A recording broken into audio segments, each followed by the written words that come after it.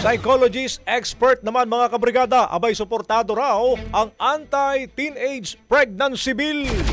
Brigada Katrina Honson, ibrigada mo! Brigada Live Report! Suportado ng isang psychology expert ang pagsusulong ng anti-teenage pregnancy bill, kabilang na ang comprehensive sexuality education na layong matugunan ang tumataas na bilang ng mga kabataang nagdadalang tao.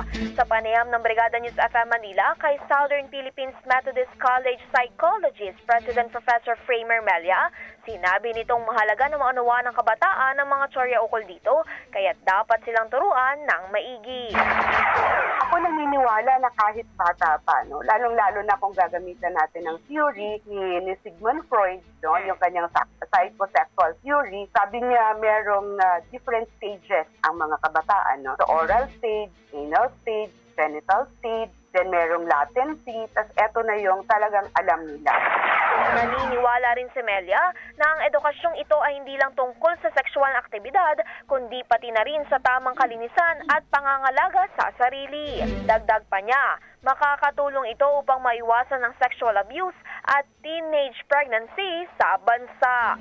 In the heart of changing lives, ito, si Brigada Katrina Honson ng 105.1, Brigada News FM Manila, The Music and News Authority. Brigada Balita Nationwide sa tanghali. Ang bahaging ito ay hatid sa atin ng Power Cell Salabat, ginhawa ng bawat nangangarap.